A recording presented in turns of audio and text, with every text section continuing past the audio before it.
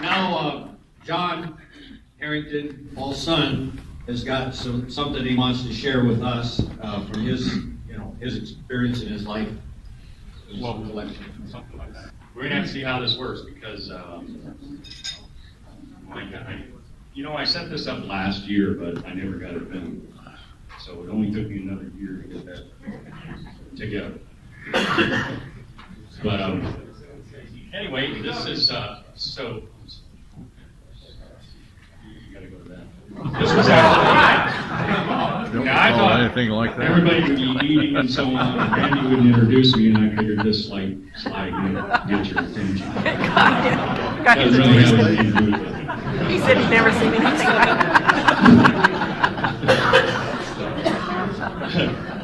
So, I don't know, I've met several, or many of you guys here, but others I haven't. I'm the son of Major Paul Harrington. There, he's Lieutenant Paul Harrington, and that was his last day of war, was that picture taken in the cockpit. I was not really a veteran. My time was spent at Fort Sill right here, at the Officers Club and the swimming pool. Now, I did grow up as a kid to be, a U.S. Army soldier because I wanted to be like my dad. But then, in there you go. There's the, you guys get eye fatigue, don't you? Isn't that the biggest problem here with that OCS school? But and there's Raymond. That's life flipped in there somehow. In 1968, 69, things sort of changed in the process when I was getting older, and we were bringing the war into our living room. There were protests, and but you guys were actually out there living this in real life, and that's something that me as a civilian could never empathize with you and what you did. For me, it was just what we saw on TV. And anyway, so for my dad now, when Pearl Harbor happened, he didn't just run out and join up like a lot of people said, we just joined up because of what happened. He was, he graduated from high school at 16, and he was already in ROTC at Purdue University to become an officer eventually. Now, everybody, their first 2 years of college had to go through ROTC. So that was his plan at the time, and shortly after he was in school, not shortly after, but in his senior year, he was actually given the opportunity to join the infantry, I think, if he stayed in the ASTB program, or join the reserves. So for him, he joined the reserves, and as a private. So he told me yesterday, I made $50 a month, which is a whole lot better than I was doing in ROTC. And then when he went to OCS, finally got to Fort Sill, he was promoted to corporal, so he was making $66 a month, which was a big raise. Now this is kind of interesting. I thought of this slide. William Tecumseh Sherman there up on the left, I believe that's who that is, was his grandfather's commander. And 30 years before he was here, Geronimo was in jail here at Fort Sill. So there wasn't a big transition time between that and when he was at OCS. He kind of got the bug to fly because when he was a young boy, at the age of 10, he got to fly in this airplane, Curtis Robbins, at the Chicago World's Fair. Now this particular plane is in Costa Rica, where I lived for a while, and this is at the airport there. And the Costa Ricans, I don't understand. There's a lot of wind. This plane's not tied down. I'm just wondering when that thing's finally going to take off. But anyway, you have to think about this. 1933, we just got introduced to dinosaurs. There wasn't any Jurassic Park or anything. And now here you go. It's the end of the gangster era. So Al Capone's going away, and it's a new era. So he goes to pilot school at Denton, where it's the Texas Teachers College or Texas Women's College, I think. Texas Women's College. They're staying in a dorm at the Texas Women's College at the age of 19. And he told me, you know, at the dances, the girls all cut in, which is kind of opposite from me. When I went to school at Texas A&M, there's a 5-to-1 ratio the other way, and there was no girls cutting in. But that's him at his first flight training, pretty dashing with the pipe, don't you think? Upper left there is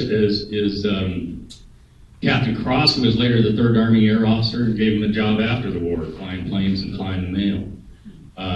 But he graduated from the basic flight training and was sent back to Fort Sill. Spent a lot of time at Fort Sill. I think Dad told me he spent at least 2.5 years here overtime. I know I spent part of that time. This was earlier, and this is advanced training, and a lot of guys washed out with the one-wheel landings and short takeoff and landing activities. But he graduated. Now, you know, you look at him, you might not think he's an old dinosaur. He is, but he really is. And you go back in history of his family, his great-great-grandfather was a colonel in the Revolutionary War. His grandfather was a mounted scout for the Union, of course, in the Civil War. And this is a picture of him. Later on, you can still see barely there a little pin that says GAR on it. He always wore his Grand Army of the Republic pin until the day he died. And Dad, after we had started going to reunions and we found out that his unit had some reunions happening, I talked him into he made a short 3-page memoirs of what he did in the Army, because before that I really didn't know much about it. So we went to like Oshkosh, and he did a presentation in Warbirds in Review. I think right there he was explaining about how he really liked that his plane was canvas and wood because the bullets would pass right through and they don't explode when they do. That's a true story. So when he was younger, though, now he remembered, well, you know what? I think I used to go with my grandfather to play to some reunions and hear him talk about these old soldier stories. He says, I guess that's what I'm doing now, same kind of thing. And there's a picture of him with his grandfather's battle flag that's in the archives there in Indiana. So not only was he a soldier, but he was a singer.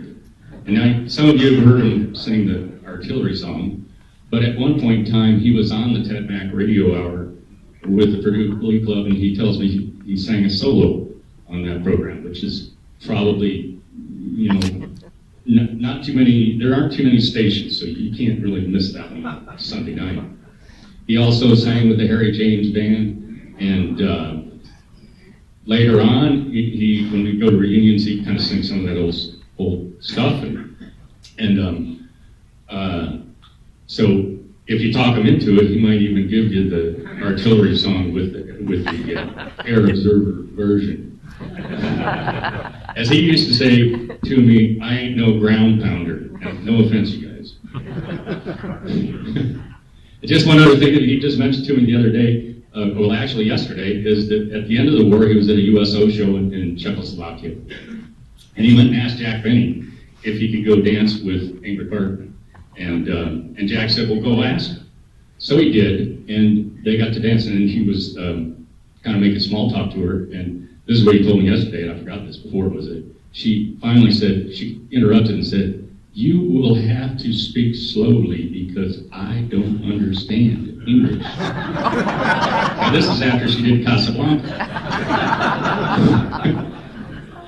So, you know, getting back to his interest in flying with the artillery was that in 1927, Lindbergh crossed the Atlantic in the spirit of St. Louis, and Dad was with his father, and they went up to Minnesota, and they watched him land on his tour across America. And he said it was just amazing when the people broke the ropes down when the plane stopped, and they rushed the plane, and it was, I think, another aviator was going. You know, so another thing that he told me about was going across the farm when he was a kid. Shortly after he had flown in the World's Fair, was to see the Macon flyover. Now that's the largest dirigible airship ever built, rigid airship ever built. And this airship was going to replace the aircraft carrier. Now here's, you know, another military idea that probably wasn't the smartest, but they were flying sparrows in and out of the plane, and that was the hangar inside. And so we were lucky that his dad was not called up for the Great War because he was a railroadman. He was a conductor for the railroad, and therefore deemed that he had a job that was too necessary to go overseas. So Dad then goes to Fort Sill, and we're talking about the 100-year anniversary of the airstrip, and we were there for that event this year with General Schaffner, and invited Dad as a special guest. And and he started after the aerial balloons were part of our observation outpost, and they had quit using those probably for a good reason. This being one of them at Henry Post Field when one of these exploded. But even when he was here, there was the balloons were still part of history because he said that you could see these balloon hangars from 40 miles away, and that was always a way to home back in on the airfield here.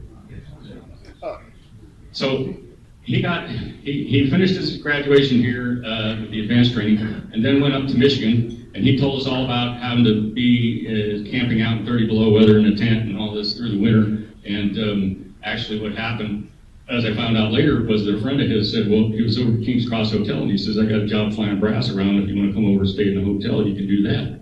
And so he decided to do that. We mostly heard about suffering in a tent. And they were issued skis at that time, unfortunately for him. And as he has said, if he crashed one more plane, he'd have been a German ace. But the skis were a whole lot easier to land in the snow there, but they never got issued, though, when they went to Europe. It's one of those things that was never sent up there. It's more like fuel and ammunition is what you need, and skis don't count.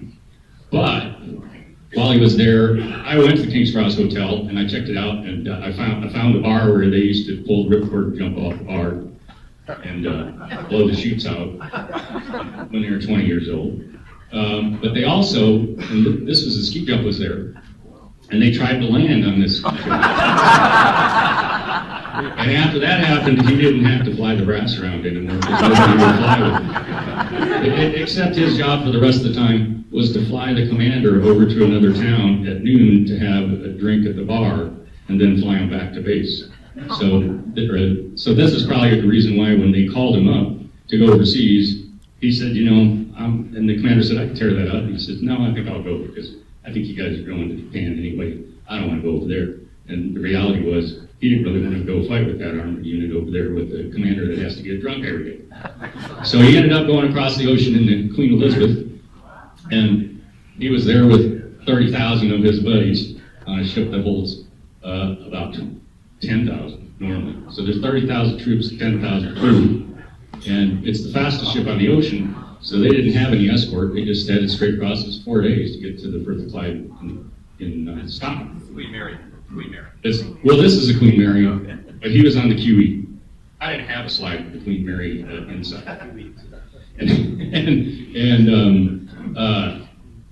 They had to ship, so they had to ship out. They had 8 hours in a bump. And you have 30,000 on a ship like that. It's written down. Well, we're done. Is that it? Yeah. Okay. You can speak loud. So I can speak loud, see if I can get. I sound like he does anyway, so that you can hear him. So anyway, they got rotated 8 hours apiece, 3 guys to a bunk. And but mostly the stories I heard when I was a kid growing up was the part about flying beer back to the and the parties they had and so on. And he and his that's his air officer, who was 10 years older than him. And as Dad said, he was a AAA pilot. So if you know anything about air, ass, and alcohol,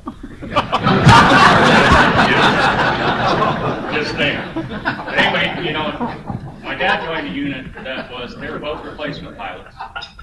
Where both of the pilots got shot down before they got there. And so they joined a unit that was the 62nd Armored Field Artillery Battalion, and these guys were professionals. They had been, before the war, horse artillery.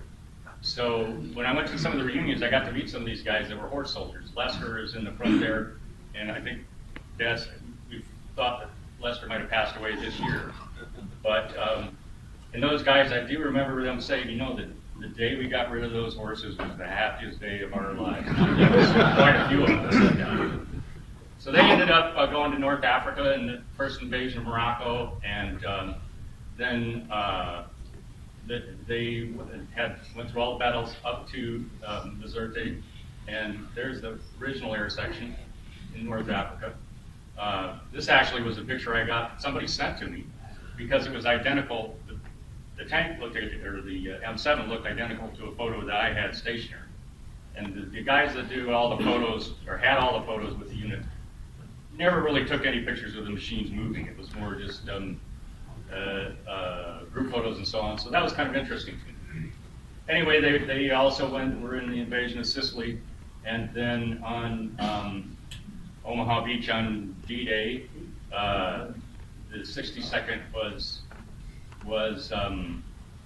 actually their officers, the forward observers and the commander landed in the first wave, the second echelon of the first wave on the beach.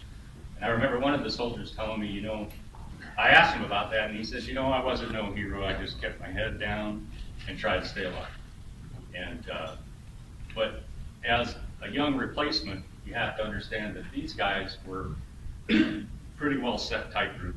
And I remember Dad saying that he was kind of out of touch with all of them when he came in 1944. They'd already been to war for almost 2 years. And it was when he was on leave with a sergeant, who was a Mexican-American sergeant, that they went to a hotel and they wouldn't let the sergeant stay there. So they went back outside and he put an officer's uniform on him and sent him back in. He says, well, now we're coming back in and staying. And they had to let him stay there. He went back to the unit. The sergeant put his arm around him at mess one day and said, this is the best damn pilot in the Army. And after that, he was accepted in the group. This is a project that I worked on with the German gentleman that has just purchased this part of the Siegfried line where this photo was taken. And it's in Rotgen, Germany, where Dad was stationed for a month. And look, if you've ever seen photos from World War II, this is kind of an iconic photo where the 3rd Armored went through the Siegfried line. But as they were in Rotgen, and this is what they had talked about on the 17th of December, right? They were defending an area. Originally, they were 600-yard outposts with 2-man outposts every 600 yards. They took their 18 guns and made 2 gun batteries and fired as they moved and fired and moved, so the Germans thought that they were more than they were. They had a 19-mile area that the battalion was covering. And they got replaced by 2 divisions. That right, Dad, the 99th and the 106th. And both of those got bowled over pretty bad when that battle happened.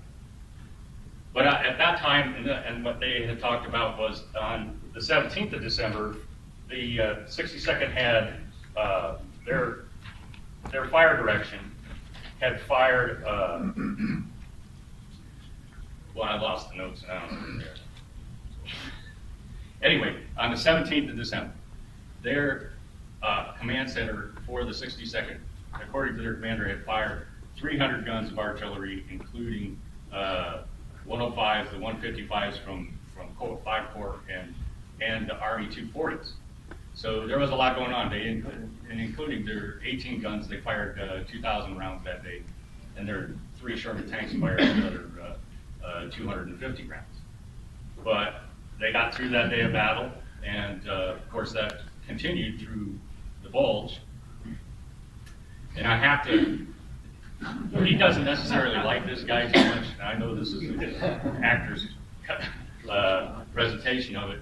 But I have to say, well, and Dad does respect General Patton, but he did get in trouble one time when they had 3 guys in the front of the Jeep and went through the 3rd Army MPs, and he got written up for having 3 men in the front of a Jeep. But the back was all full of radios, and that's all they could do. And we went back to the base. His commander said, well, I'm going to have to punish you guys, so you're confined to the area.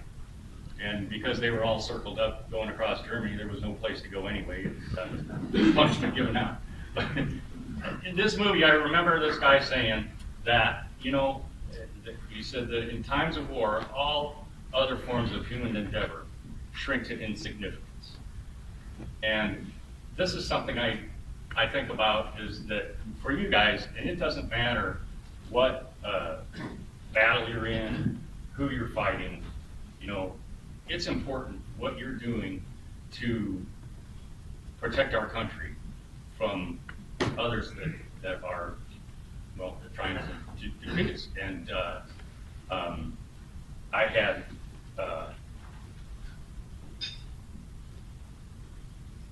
my point is, I guess, is that whether you're on the front line or support, it doesn't matter what battle you're in. It's when you and your buddies are under fire, the most important battle is the one you're in right now. And all of you will carry memories to the grave. Your job in the military will never happen again. It changes. It's a piece of history. An observation I had on a trip to the Dallas cemetery recently revealed that there's a good number of Vietnam veterans being put into those military cemeteries now. And so I guess for what I'm trying to say to you is that if for your future offspring and future generations to know what you did in the military service, you should write it down or pick up a phone and make a voice recording. Just explain something of what you did while you were there. Now, I'm disappointed for me that my great-grandfather spent 3 years in the Civil War, and I know one paragraph of what he did as a mounted scout. And the thing is, you know, what you did back then, they don't do it like that anymore. And this is Lester, the same guy that was on the horseback at the switchboard. Of course, that's, you know, we don't have aerial observers in L4s anymore. We don't have mounted scouts. And we do have military museums. And this was the museum we have here now that was when it was back at Fort Bliss. I always like this picture. I'm not really sure what's going on. But anyway, so we have the reunions and so on, and you know, I had a script that I lost. So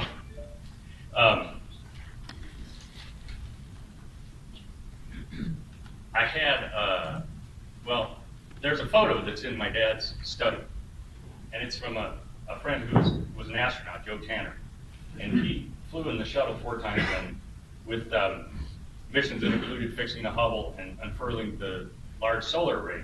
And he was doing a presentation, and I was trying to speed him up to get some autographs for my daughter and some other people. And he finally was signing an autograph for my dad.